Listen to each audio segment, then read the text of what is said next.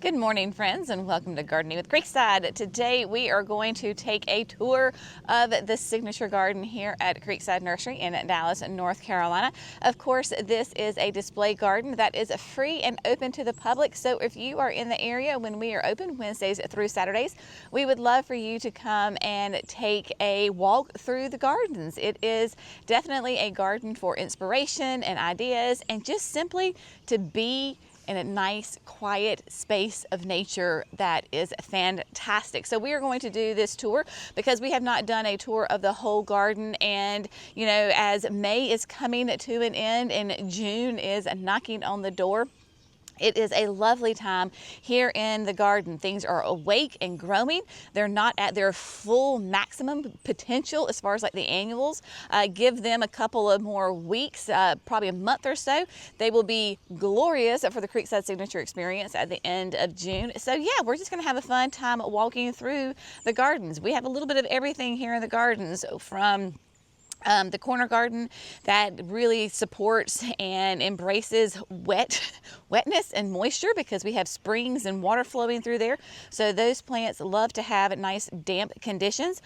We have full sun, we have shade, we have sun with no irrigation. We got a little bit of everything for you, and we have a great diversity of plants that really show how they work here in the southeast of the United States, because if you live in this area, you know that heat and humidity during the summer can be quite challenging. Of course, the red clay, we have lots of that. So we are going to take a little tour through the garden. So when you come to the nursery, you're going to pull up and you are going to park up next to the fence, and you are welcome to come through the pergola. We're waiting on the wood to dry so that we can stain the pergola. But yes, coming through the shrub lot, you will see that you have the fountain dead in front of us. We really kind of centered everything so that it all just kind of lined up. We have space in the signature garden. We have like the formal garden that we're going to take a look at first, and then on the outside we have a little bit more kind of free form flower beds. And to get the whole big picture, stay tuned, because Jerry is going to put the drone up, so you're going to get the whole overview. So because it is a beautiful display here, like I said, end of May, so stay tuned. You all love the drone tours, so he is going to put that up, and so you can see kind of the quote big picture. There you will really see the formality of the inner garden, because all the beds are symmetrical and nice straight even lines. And so the drone is always a fun way to see the gardens. Of course, when you come in, what we have is we have the two aqua pots here on the front. Those have the osteos in them, the osteospermums. These are the bright lights. We have the pink and the purple. Sometimes we find that the osteos do not hold up in the heat and the humidity. They are great for the early spring, early summer, when we have those nice cool temperatures. So odds are I will be flipping these and redoing these containers sometime soon, especially in preparation of that Creekside Signature Experience, because while you'll still have your foliage, you're not going to have the bloom power that we did earlier in the spring. So probably going to switch those out in the next week or so. This year, for the display at the entrance, we did the Supertunia Saffron Finch, and she is filling in quite lovely. The Saffron Finch is a beautiful shade of yellow. We love this one. It is one of my all-time favorites. And just to give you an idea, this specific, like where the saffron finches are not on irrigation, we have drip irrigation, but they're more up here at the boxwoods and the hydrangeas. So these are not on irrigation, and we have not done the water-soluble fertilizer with them yet. We need to do that, but look how nice and dark green they are. Using that time-release fertilizer, the biotone, and then having, of course, great organic amendments in your soil makes a huge difference. So we always like to make a big impact right here at the entrance, and so this year we went with Supertunia Saffron Finch. those other sides of the entrance are going to be planted the exact same. So we try to keep these two raised beds very symmetrical, and you can see that we have, of course, saffron finch over here as well. And then coming through, we've got, of course, the sprinter boxwoods. Jerry had pruned those. They have a flush back out quite nice. You really can't even tell that they have been pruned, so we like that. The Globe Master alliums, they are done. They didn't do as well as I was hoping. Full disclosure, because you know I'm all about keeping it real, messes and successes. They were great, but they just weren't as full and as lush as I'd like. So I'm going to go ahead and cut these down. I know some people leave them up for interest. Here in the display garden, we're just going to go ahead and cut them down. So we're going to cut them down. They are supposed to be rated as a perennial for us in the zone 8A. So I'm just going to cut them down and leave them. We'll see what they do next year. If they kind of flop next year, then out they go for sure. So have that. And then the little lime punches, they have filled in so nicely. Little lime punches for us will really begin blooming at the very end of June, right around, they're in really glorious display right around July the 4th. But I adore this hydrangea. It is a panicle hydrangea. It blooms on new growth. I don't think we have any buds yet that I see. Oh, you know what? I see a little teeny one right here. So we've got little buds starting to form, but this hydrangea will be absolutely covered in those creamy white, I tell you, they're almost like an iridescent white, and really nice, strong, sturdy stems. Love this. It'll max out in that 3 to 5. We're probably going to keep it in that 3 to 4 foot range and just have a beautiful hedge here of those. And then the annuals are slowly coming about, right? You were with us when we planted this. We had the Mini Vista plum veined. The Mini Vistas were pretty leggy when we planted them, and so I went ahead and cut them back. This is where they definitely need some good water-soluble fertilizer. And then we have the pinkerific dahlias back here. With the dahlias, you're going to want to kind of keep them deadheaded. That's going to make it a huge difference when you are growing them and their flower power. So like, for example, this needs to be deadheaded. So what you do is you just come in and snip it. And then of course the unplugged, new unplugged So White salvia, nice and petite, really gonna fill in right here. So the corners are all planted this way. And then we have the Superbena pink cashmere. This is a nice, big, beautiful, soft, pale pink that has a little bit of white in it. These are going to take off again. Just kind of, the weather has been very interesting as far as like the temperatures, and so the pink cashmere, of course, loves it nice and warm. So giving them a shot of fertilizer will really give them a nice big boost. So both of the beds are planted the same, and you can see on this side that these guys, the Superbenas, the pink cashmere, are a little bit more have more flowers on them than the other side. Now the 4 outside beds are all going to be the perennials and the shrubs. So while they are not planted exactly the same, they do have some similar plants. So you can see like Boom Chocolata is here, and then the Boom Chocolata is there. I think Boom Chocolata is in all 4 of the beds. So the beds are similar, but they're not the exact same. So what I mean by that is because we want to show you as many plants as possible in here and what they can look like.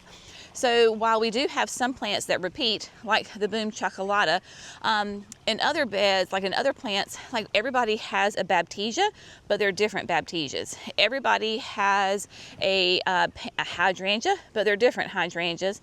And then the same thing with the hibiscus, the summerific hibiscus.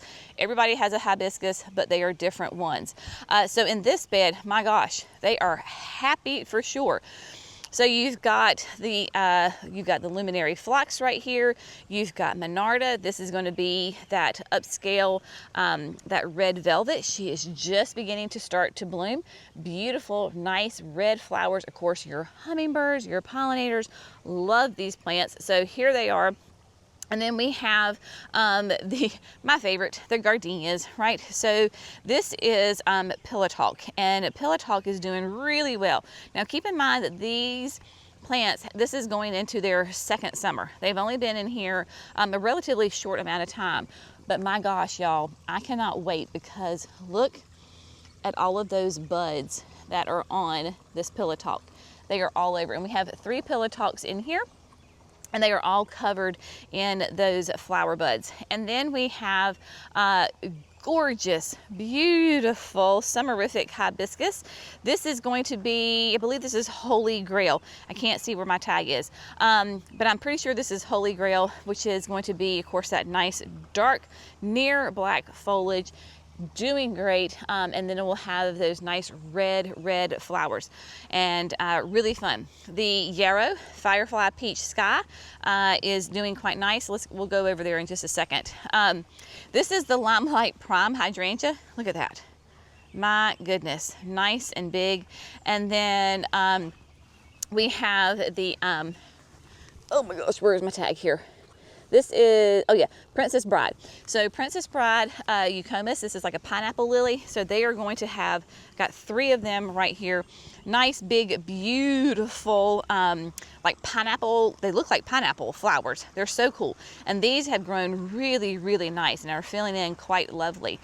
Here is that firefly peach sky yarrow. So this is really fun because it will have those peachy colors to it, but as they age, they go more to a yellow. So on that same plant, you're gonna have kind of that diversity of colors in there. So yeah, so everybody's doing well here. Now on the 4 inside beds, those are annual beds, and they always have the annuals in them, and they are always planted the exact same. So you, again, were with us when we were planting these. So the scaevolas are filling in quite nicely. This is the whirlwind blue, very nice. So scaevolas, of course, love the heat and humidity. So once the temperatures really start to crank, they're gonna fill in this entire area. Same thing with the purple fountain grass. So purple fountain grass is one of my favorites.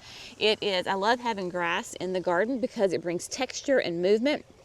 And we planted 3 of these pretty darn close together, right? Because the goal is as they grow, they're gonna look like one giant grass. And you may say, well, why didn't you just do like a vertigo grass? Well, purple fountain grass, it's gonna stay shorter. Vertigo is gonna get really tall, and it doesn't do the plumes. The purple fountain grass does the plumes. So it's not that I want the big height on it, I want the circumference of it to be nice and huge.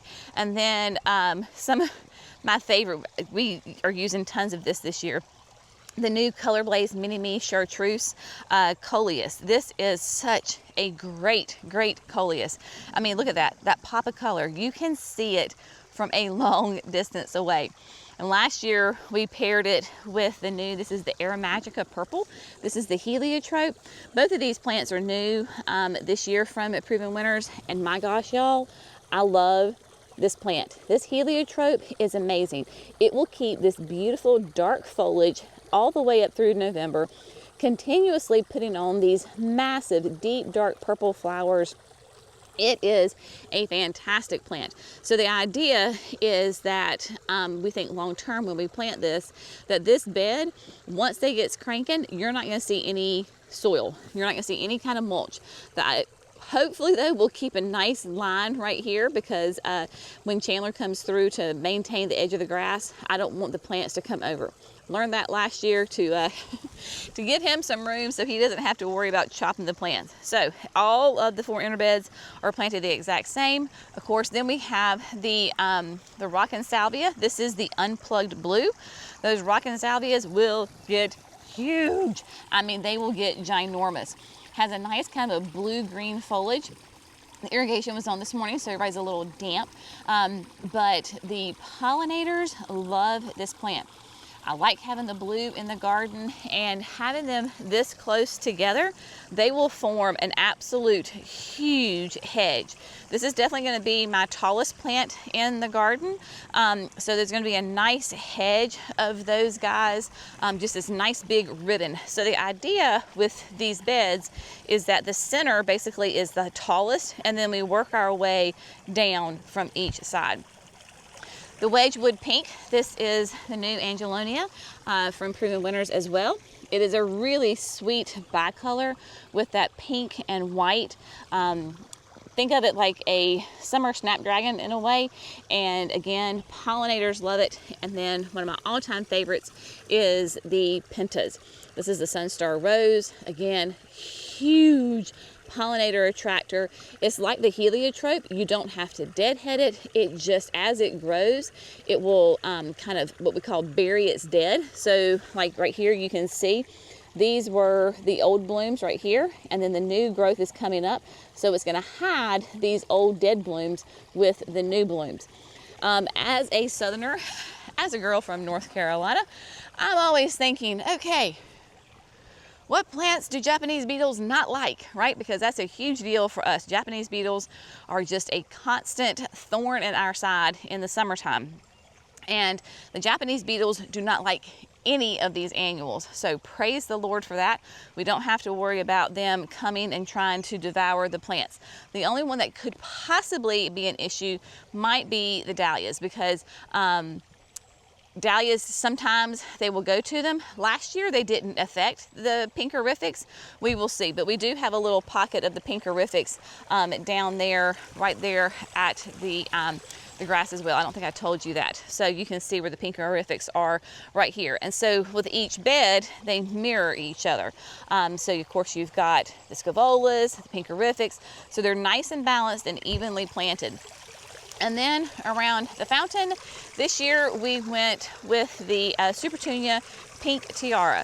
So Pink Tiara is going to have that really nice kind of that creamy white center with that pink on the outside. Really sweet. You can see that she has filled in quite nicely and is doing well. We will kind of keep them trimmed so that they don't come over the fountain wall too much. So we'll keep that kind of maintained a little bit.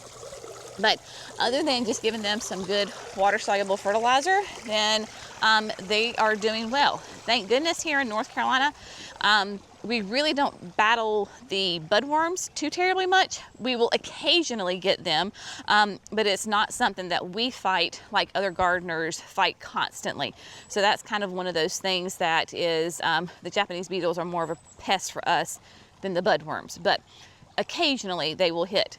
Now, as we go through the next bed, you can see, so again, repeating some of those same plants. You got the Boom Chocolata, we've got azaleas here. This is that Perfecto Mundo orange. It is finished blooming for the spring. We'll get some summer blooms on it, and then of course again in the fall. This is our pink salvia. This is the pink profusion. One of my is my favorite perennial salvia. So all the beds have this. As you can see, the blooms are basically done. We have a little bit that are in there, but this is a great time to come through and just to shear it back. So we're going to take all the blooms off, cut it back, you know, down to here, and then we'll get a reflush. Not quite as strong as your first initial spring flush, but you can get another flush of them. And then we have the Purple Rain Eucomis here. So we had the Princess Bride, and then we have the Purple Rain. Found that personally that Purple Rain tends to come up a little bit later. It seems to be a little bit of a slower grower. It seems like the Princess Bride is a better performer. Could be the gardener, who knows, but they are beautiful and they're really cool. And then of course another Baptisia. This one, I don't even remember, this is Vanilla Cream. So repeating those, and then gotta love having those barberries, right? So this is that Sunjoy Citrus. I love having that gorgeous bright pop of color up against, you know what, this might be, I think this is Holy Grail. Maybe the other one was the Edge of Night, just because this is so big. Again, there are tags in here, but trying to see the tag and film at the same time sometimes can be a little challenging. The reason I say that this might be Holy Grail is because it's a little taller. We'll see. But look at the Monarda. Oh my gosh.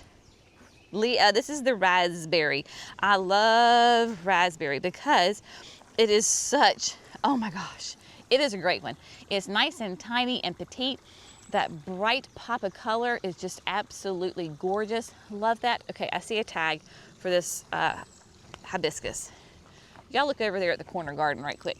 Isn't it lovely looking? Okay, so I was right. This is Holy Grail. So the other one must have been Edge of Night. So this is Holy Grail. That was Edge of Night. We also have the The Indian hawthorn, this is La Vida Moss. They have done really well for us. In the spring, they were covered in little tiny pink flowers, a nice evergreen Indian hawthorn. It has performed really well, does not show any signs of stress or kind of issues at all, doing really well, and it is a smaller one. You can see that it stays more petite, so we love that. We've got the prismatic pink phlox. Y'all, this thing, there's 3 of them right here, huge, and they are going to be glorious with their nice bright pink flowers. Got daylilies right here that are covered with buds, so we're gonna have a gorgeous display. And then look at the incredible blush. Oh my goodness, it is going to be fantastic. Absolutely covered in buds. So of course the incredible blush is that color specific hydrangea. Nice big huge flower buds on it right now. So in a couple of weeks she is going to be, probably not even a couple of weeks, maybe week, 10 days, going to be fabulous. And then our serendipity alliums, they're starting to put on some buds. So we've got some little buds here. Love the serendipities, those nice bright purple balls with those flowers that the pollinators love. So that one is doing quite nicely. And then this next bed. So again, you're going to see things repeated as far as like we have another daylily, but it's a different daylily. We've got, this is the opening act phlox right here. We have got, there's a hibiscus back there. That is, I don't even know, I can't quite see. Oh, lilac crush, I believe that's lilac crush. So a nice sweet purple. You've got the loropetalum in here, that other daylily. Then we've got the candy corns. This is that candy corn spirea. Gorgeous, bright chartreuse color. Those little sweet pink flowers on it. Just absolutely great. Of course, we love the spireas because they give us that beautiful color. Another baptisia. We have got more of the boom chocolatas in here. And of course, this morning, everybody's weeding. So constant maintenance on the garden is the weeding and maintaining. And then here on the back, we have the 2 flower beds, kind of the back end, the corner of, kind of closes the formality of the garden. And here we have the All That Glitters and Glows viburnums, and they are blooming and they are beautiful. So All That Glitters and Glows is going to have that male and female components to it, because previous winners used to have All That Glitters and then All That Glows, and that one was a male, one was a female. You had to have them both in order to get the berries. They kind of solved that problem by combining it, so you can get All That Glitters and Glows, and so you can have one plant and still have all the beautiful berries. So wherever you see the flowers, then those are going to turn into blue berries. This will max out in that kind of that 4 by 4 foot range. They are deciduous, but beautiful color, great fall color on them. And so we have those spaced out in these beds. And then for this year, we were trying the campfire marshmallow. We got them in the ground a little bit later. They're doing okay. They're not spectacular, but you know, they're holding their own right now. Sweet little, you know, pure little white flower, daisy-like flower with that yellow center. So they are doing well. The campfire marshmallows tend to do really well for us, and all the Bidens tend to do really well in the cooler temperatures. We are, like I said, a little late getting that in, but I think they'll be okay. And then the last bed that we have here, as far as the perennials and the shrubs, she's full, y'all. She is jam-packed in here. So when you got the boom chocolata, the double play doozies, I mean, they are just slammed in here. Everybody has really kind of turned on in year 2. Have another baptisia right here. The Amsonia, the loropetalum, and then look at this. This is that leading lady lavender taffeta. Oh my goodness, just absolutely beautiful. There's 3 clumps in here. I like these Monardas because they tend to be more compact than your traditional Monardas, but an absolutely beautiful plant, lovely. Of course, like I said, pollinators love it. And then we have more of the Pillow Talks right here. So those are the Pillow Talks, and then we have this hibiscus, I want to say is the Valentine's Crush. So we have the 2 crushes in the back, Valentine's and Lilac. So Valentine's is going to be a nice red flower on it. More of that same phlox that we have. Again, you can see it's starting to kind of pop open with the water that we've had. And then this is Quickfire Fab.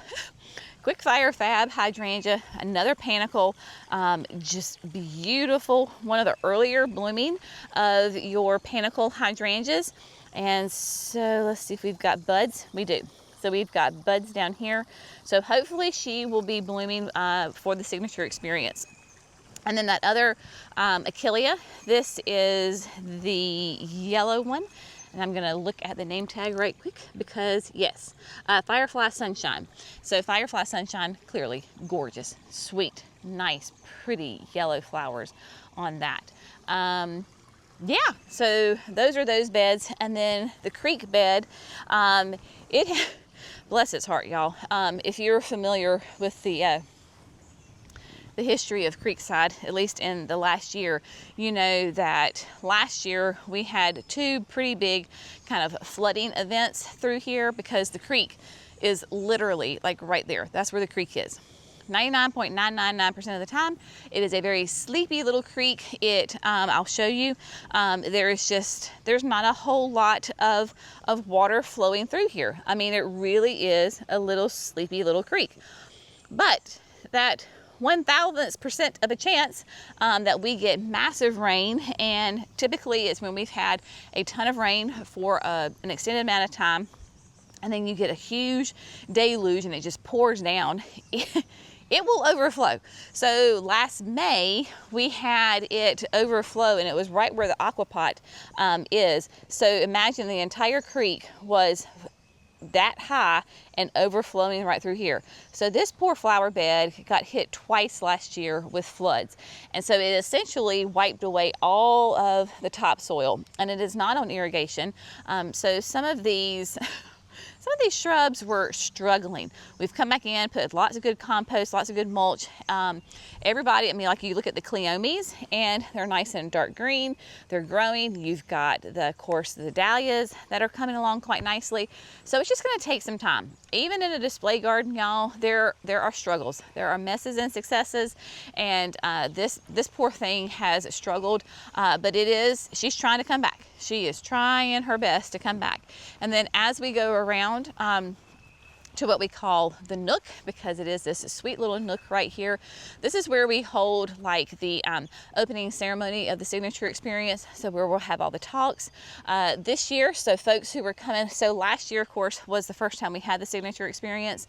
We had everything set up here with chairs and blah, blah, blah, blah, blah. This year we're gonna have a tent. So we're gonna have a tent here as well as the one in the backyard for the dinner. So we'll have a tent set up with the chairs and the TV displays and all the things. And so here you go. Originally, before we ever started doing any of these gardens, I was dreaming and I was like, this could be the wedding nook. Like it would be a sweet little place to have an intimate wedding ceremony. We got 3 kids. We'll see if somebody takes me up on the offer. But here we go. Last year we planted the Senorita Blanca Cleome and did it again this year because last year it was such a huge success. So that beautiful white Cleome will get nice and tall. At the end of the season last year, it was almost as tall as me. So it was every bit of 4.5 feet tall. I'm 5 feet tall. So it was almost as tall as me and just wrapped around here and was absolutely gorgeous. Again, none of this is on irrigation. So we're showing you what it's like yes, you can have irrigation, and this is what the garden looks like when it has irrigation. That's all the interior is on irrigation. All the exterior gardens, there's no irrigation. So picking the right plants, amending your soil, and planting at the right time of year makes all the difference in the world. So the cleomes are coming along quite nicely, as is this corner. I am loving having these sun patients in here because I think this is orchid blush. It's a very nice, soft, pale purple. Because it is that kind of that brighter color, my gosh, y'all, they just absolutely glow and stand out. So when you're at the barn or you're at the pergola back near the garden center, you can see these babies glowing. So they are doing really well. We repeated and brought some over that Rockin' Playin' the Blues salvia here, same one that's in the signature garden, doing really well. And you can see, of course, that these cleomes are doing quite nicely as well. We had the Aphrodite sweet shrub. She has survived. She survived hurricane. She survived the flood in May, and she survived Hurricane Helene. There was a massive, huge poplar right here, and it got taken down in Hurricane Helene in September. But Aphrodite, she stood strong, and she is beautiful. This is a great native shrub, sweet shrub. Look at that sweet flower. Is it not gorgeous? Absolutely stunning. And these plants will get nice and big. So we have given her plenty of room. I do not plan on pruning her. I want her to grow and be happy and glorious. And she's got lots of new buds. I know the sun's kind of not being our friend right now, but she's got lots of buds on her. So we're just gonna let her keep her doing her thing. She's nice and established, so we don't have to worry about her. We did the Rock Steady Vitex. This was a new addition this spring. Cannot wait to see this one grow and develop. It has got some buds on it. Vitex is, of course, also known as chase trees. Rock Steady will maintain her blooms for 3 to 4 weeks longer than a traditional Vitex. Think of like small tree, large shrub, small tree, especially here in the South, like a little small crepe myrtle.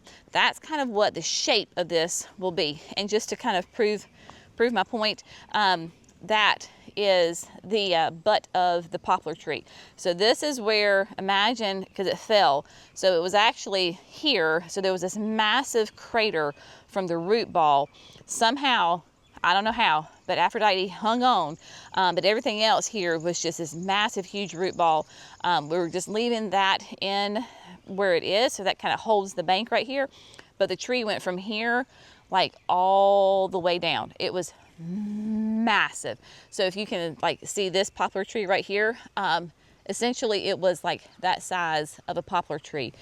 So the girls and I were actually over here walking, because of course the main part of Helene had passed, and we were walking through here, and we were standing on the shrub lot, and we saw it go down, and we were like, oh, it's never a fun thing to see a big tree go down. But praise the Lord, nobody was hurt and no structures were hurt.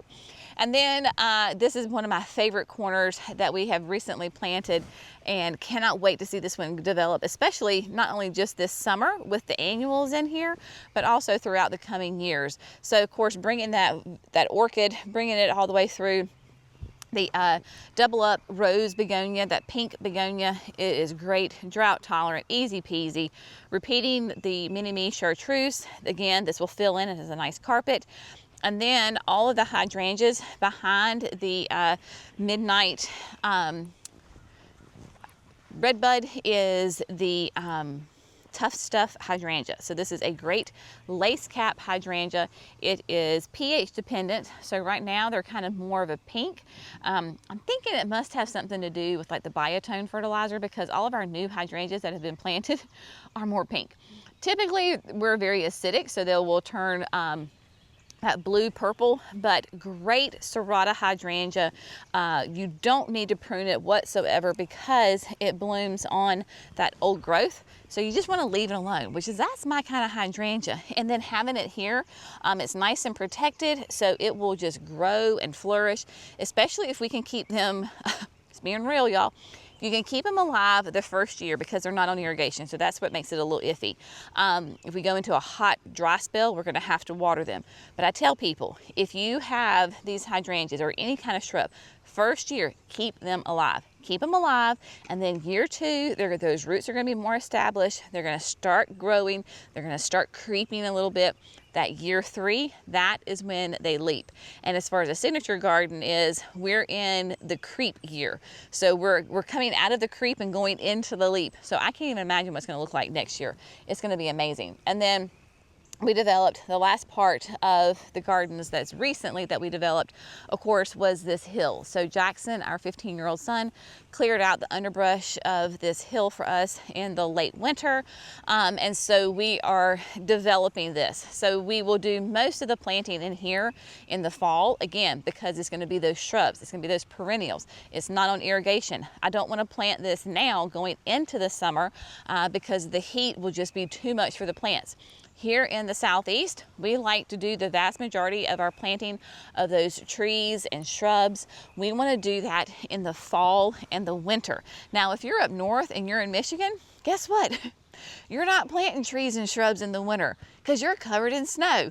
Here in the south, we don't have that problem. So we plant later on in those cooler months so those roots can get really, really well established. So when the heat does hit, then they have a great root system to pull all that nutrients and the water that they need. So speaking of, right, so we planted the pagoda dogwoods in here, not pagoda, what are they called? The name just went out of my brain. I'll figure it out in a second. So the dogwoods and then the Japanese maples we planted in here. And so again, not on irrigation, we'll have to watch those, make sure they've got plenty of water in the heat of the summer. And then repeating with the Color Blaze Mini-Me Chartreuse and the Surefire Red Begonias. And y'all, what is so fun about this is that bright color. And I don't know, but it's kind of hard to see, but if you can, I don't know if you can see Jesus, but Jesus is right here, and then straight through the woods, I can see my front door and my front porch. When Jerry and I are sitting on our front porch, because we do that every morning with our coffee, we can actually see these coleus and these begonias. Even through the trees, there's a little window that we can see these. And so that's what's so great about doing these really bright colors. Even though the Surefire Red is a darker with that red, when you put it with the that bright chartreuse of the Color Blaze Mini-Me, oh my gosh, it just pops. And so we can see it all the way from that distance, which is really great. So we're going to be developing, like I said, this part of the garden later on, but I just wanted to give you, oh, let's go over here. We forgot about the corner garden, so I'll walk and talk as we go. So we'll be developing this in the fall and winter, putting in all those great woodland, more shade-loving plants. And so this will be yet another garden that we can showcase. So that dry woodland garden, right? Because we're not going to have irrigation in there either. And so we'll have all of those shade-loving shrubs and perennials and annuals do really well over there. And to give you yet another option and ideas and inspiration for your garden. And then, yes, here we go. So the corner garden, what we've talked about, we were here when I planted up the aquapot. And so this is the most sun that this garden gets. Because of course you can see that the sun is setting over my left shoulder, the sun is rising over my left shoulder, will set over my right shoulder. And because of our great tree canopy, this is in the sun till about noon. And so this goes in the shade first and then it works its way this way. So in this corner garden, we have plants that thrive in more damp, moist conditions. So this is why I can have hostas and ferns and pulmonaria right here, is because yes, they are absolutely in full sun right now. It is just barely 9 o'clock in the morning, and by about 11, this will be in shade. So these work really well. Again, this area is not on irrigation, but it stays really damp and moist because we have springs that pop up all throughout here. So this, especially on the back side of the garden, like right now, is pretty damp and is kind of squishy. So these plants are just thriving in here. This garden itself is less than a year old. We planted it, it was after the signature experience last year, so you know, later on in the summer when we planted it, and doing well. So those are all doing well. We've got the Let's Dance Ariba hydrangeas. See what I mean about pink? Typically they wouldn't be pink for us. It's not, I don't care, they're flowers. If it's a pretty flower, I don't care what color it is. But the Let's Dance Aribas tend to be the more sun tolerant, so they are doing well. We've got the Invincible Sublime hydrangea back here. This is that great color specific. It will be a nice limey color. So basically this is its beautiful color right here. It is that arborescent hydrangea, blooms on new growth, so every year you prune it down. It does need sun, so it needs that 5 to 6 hours of sun, but I have found for us it needs to have a break in the hot afternoon. If it gets all day sun where we are, then it will burn, and so we don't want that with our hydrangeas. So she clearly is loving life right here. And then we've got like the Webmaster. Look at this. This is that spiderwort. Oh my gosh, y'all, this is such a great pollinator, attractor, supporter. There's 3 plants in here. They do not run. The plants just get bigger, but they don't send out runners. I've got some at the house that are doing great, but just beautiful, nice, light purple flowers. I mean, you could not ask for more honeybees and bumblebees on this plant. So all is doing well in here. And yeah, so anytime that you're here at Creekside, we would love for you to come through, take a look, right? Because we've got like the phlox is blooming, the Menard is blooming. Here, it'll probably be about another month before the hibiscus start blooming. So really kind of at the end of June, the beginning of July is when those summerifics begin blooming. So we've got cookies and cream in that bed. So between right now, like we've got 5 different summerific hibiscus. We've got, I don't know how many different hydrangeas. So that's the idea here when you come to the gardens, is that you can see a diversity of plants. So that way you get the most exposure to the different kinds of plants, because everybody has different tastes, right? Maybe you want a color specific hydrangea. You want to see what does a purple hibiscus look like, or maybe you want to see what the hot pink hibiscus looks like. So we're trying to give you the most diversity while making the gardens cohesive in itself. And of course, it is a garden, so it is forever changing. Sometimes you have successes and sometimes you have messes. So if there's a mess, like if there's, as far as like a plant fails, well, that just gives you an opportunity to put something else in there. And if it's a success, maybe it gets too big, right? It's overtaking everybody else. So maybe we need to thin out the number that we have or move things around. So that's what's so fun about gardens, is they're always changing. So maybe you see it once, come back the next year, it could look completely different, especially with having the annuals and forever changing those annuals to give you some different ideas on how to incorporate various plants into your garden. So stay tuned for the drone footage, because Jerry's going to throw that up. It's going to be fun. I can't personally wait to see it because we haven't done any drone footage here lately. So I'm ready to see how everything looks from the bird's eye view. As always, if you have found this fun, informative, and inspirational, we would love it if you would like and subscribe to Gardening with Creekside.